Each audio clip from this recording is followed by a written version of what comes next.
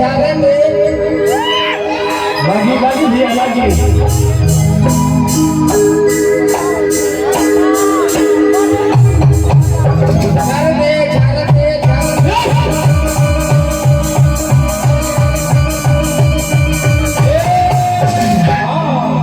तो hello friend, नमस्कार। आप सभी का फिर से स्वागत है हमारे नए ब्लॉग वीडियो में। जो कि देख सकते हैं अब भी आए हुए हैं लोग स्टेज शो प्रोग्राम देखने। और यहाँ पे राधेश्याम रसिया और नंदिनी राज आई है स्टेज शो प्रोग्राम देने। और देख सकते हैं हमारे साथ में हमारे रिकू भैया यहाँ पे हैं और तन्नू भैया यहाँ पे है।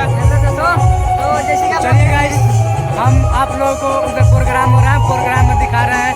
नंदिनी राज आई है और राधेश्याम जो नंदिनी राज आई है वो हम लोग का स्टूडियो में काम करती है। हम लोग का स्टूडियो से गाना गाती है, उसको हम दिखाने वाला है प्रोग्राम में। हमारा ये स्टूडियो में रहती है नंदिनी राज। और इस चैनल पर न्यू है तो MK बेस्ट ब्लॉग को चैनल को सब्सक्राइब कीजिए, लाइक कीजिए एंड कमेंट कीजिए। और एक और भी हम लोग का चैनल है MK पावर 8, उस पर जाइए और कमेंट शेयर सब कुछ कीजिए। और वीडियो अच्छा लगेगा तो चैनल को सब्सक्राइब कीजिएगा। तब तक के लिए चलिए हम लोग दिखाते हैं। चलिए आगे चलते हैं। तो चलिए नंदिनी राज के पास चलते हैं अभी और राधेश्याम रसिया के पास में। तो चलिए बैक कैमरा का दिखाते हैं। इसमें होने वाला है स्टेज शो प्रोग्राम।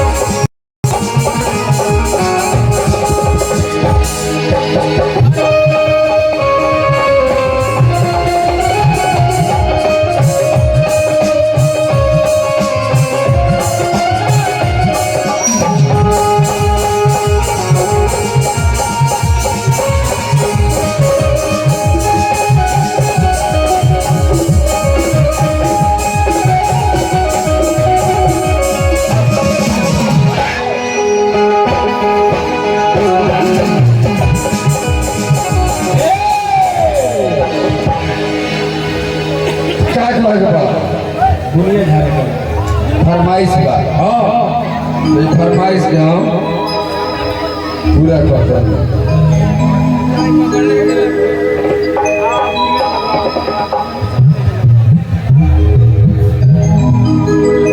दोनों आदमी मंच पर आज जूता पहन के गौवा हो।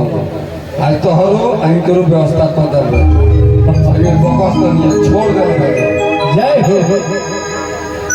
शराब पे तनी आज के बाद जय तो झारे दे बागी भी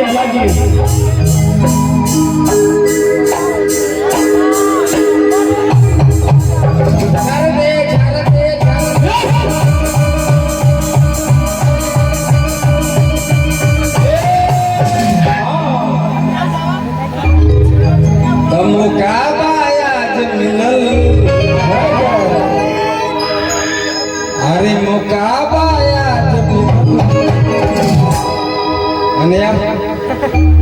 और या तब बुनिया झार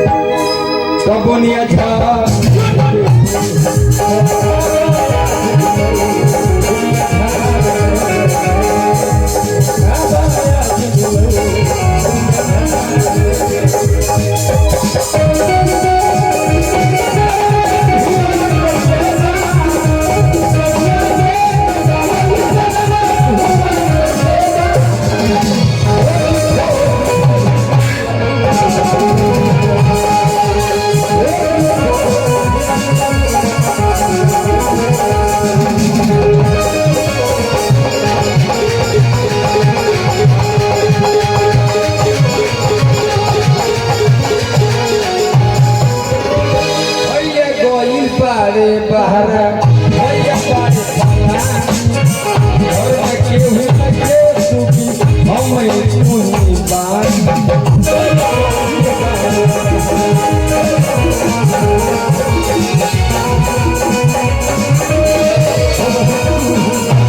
भैया कोई पाए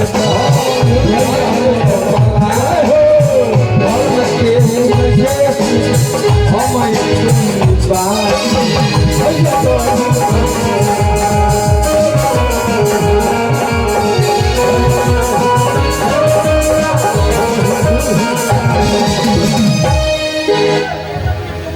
कोई रसवा रसगुल्ला से